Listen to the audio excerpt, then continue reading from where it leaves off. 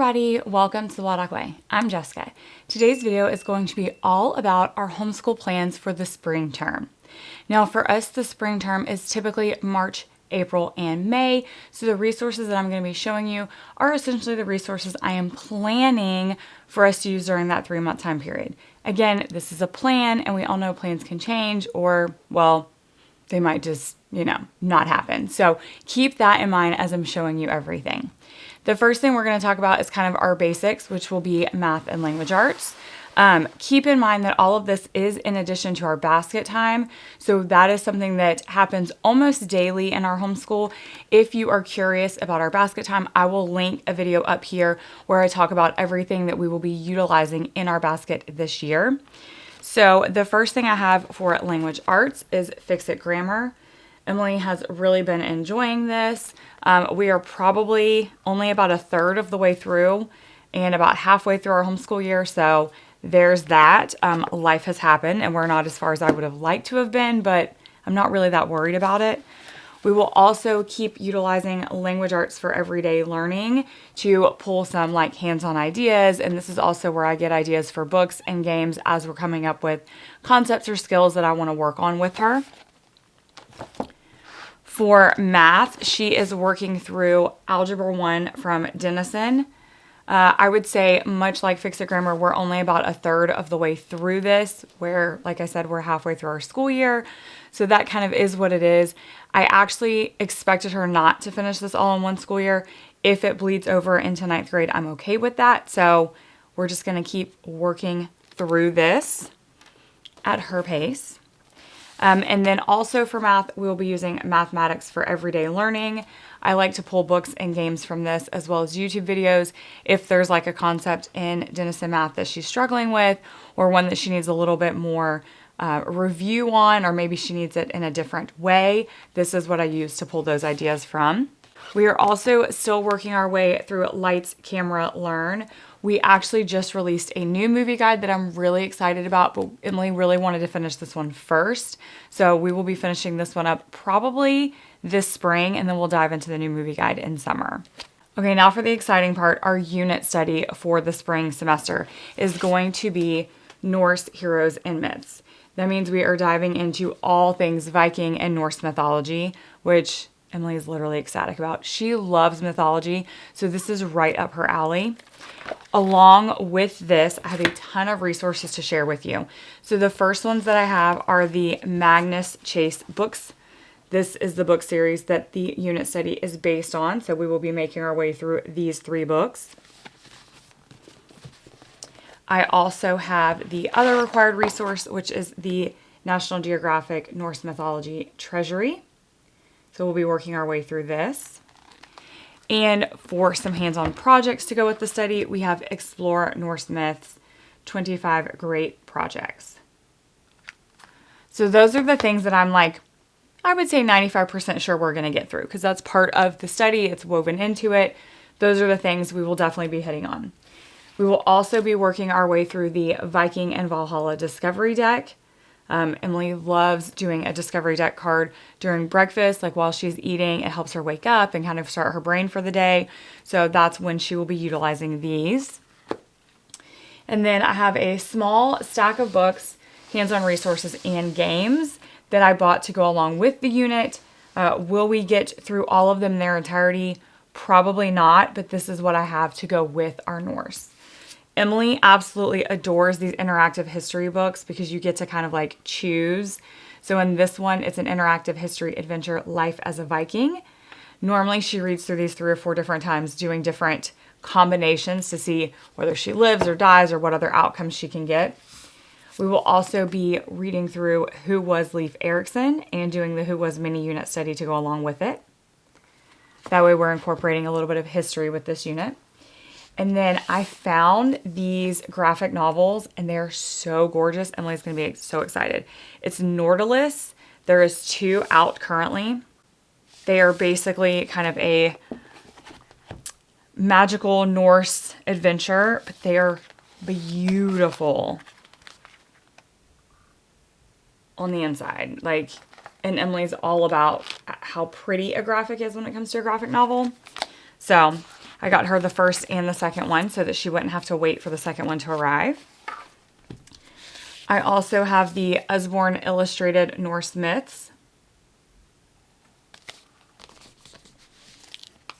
the Norse Mythology Gods, Goddesses, and Heroes Handbook. It says From Vikings to Valeries, an epic who's who in Old Norse mythology. So I just liked that this was like small little like profiles almost, if you will, because Emily loves being able to read either further or reference certain characters if we're talking about them. So I thought this would be a fun way if we're reading about a certain myth for her to be able to read maybe about the specific god or goddess that myth is about. And then because you can never have enough treasuries, I also picked up this Norse Mythology for Kids book.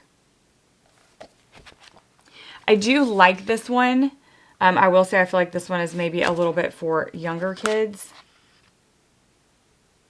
So if you're looking something for younger kids, that would be it. I grabbed Stowaway with the Vikings. This is a time travel guide. We really like these. They're just kind of simple, but they have like, it's like a comic book style. So Emily likes those. We were at Sam's recently and picked up a whole pack of like different myths. So this was with it.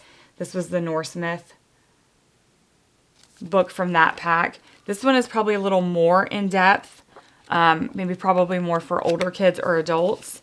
So I will probably reference that or read it aloud to her. Some of the images in there I'm not a fan of her seeing. So there's that.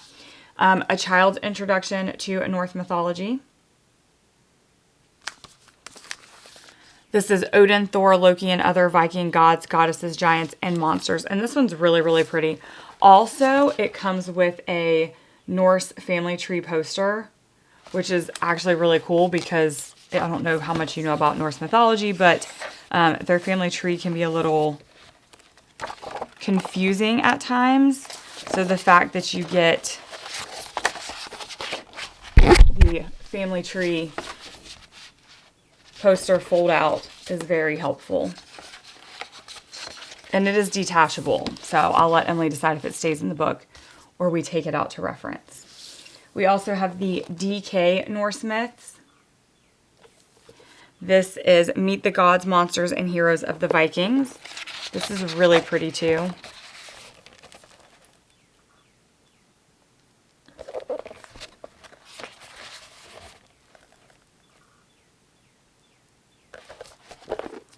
And then, of course, I had to have the Dolores Book of Norse Myths because this is like timeless.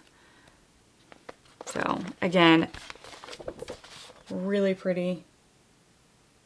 Now, we will not read all of these mythology books in their entirety. I just wanted to have multiple options for her. She'll probably end up picking two that she loves the most, and then there'll be like a third one that we'll reference if those two are different to be like, okay, what's the deciding factor here? And then the last book that I have is the Magnificent Book of Treasure for Vikings.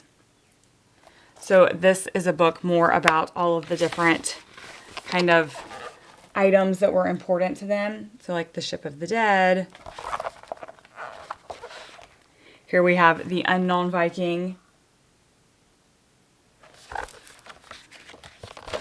And then the Decorated Spoon. So just a fun way to get kind of more familiar with some of the things that were important to them in their life. I don't have a ton of hands-on resources because we'll be doing a lot of projects, but I did pick up the plus blocks where you could build a Viking. I mean, she'll probably build whatever, but it has the instructions for building a Viking. And then I knew this would take her a while, so I got her the 3-in-1 Lego Creator. It's the Viking ship. And then there's also like a little Viking hut village thing. And I think probably a wolf. So I figured that'll probably take her a while, so I didn't get a ton of other things to go along with that. And then we have a few games. Obviously, the Norse Heroes MS Study includes memory, bingo, Jeopardy, and a trivia-based game. So we have all those printable games to play as well. So to go along with that, we got Odin, which is a card game. It's a really small card game too, so if you're short on space, like this is the deck of cards. So it would be a great like travel game. We also got Viking Raiders.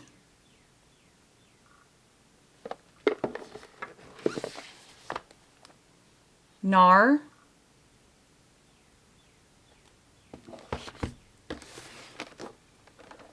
Odin's Ravens, which is a mythical race game for 2 players. We're always looking for great 2-player games, so I had to pick that one up. Loot. And then the one that we have already played and we already absolutely love it. I'm not going to try to pronounce the Viking word for it, but it's just Viking chess. There was a lot of different Viking chess boards or options. You could actually even probably create your own. But this one was absolutely gorgeous. And I'm glad it's the one I picked up. It was a little more pricey, but the board has the dragon in the middle. It has the different colors. And the pieces are beautiful. And they're like this really cool shape. Also, after playing this, Emily and I have decided that the Vikings were genius because Viking chess is way easier than regular chess. All of your pieces kind of move in the same directions, and you're just trying to essentially capture the king. So that was really, really fun, and we really enjoyed that game. So there you have it. That is our basic homeschool plans for the spring term, which again, I said is March, April, and May in our homeschool. We are planning to just keep chugging along with our language arts and math and dive deep into Norse mythology and learn more about Viking history. What are your plans in your homeschool for the spring? Let me know down in the comments.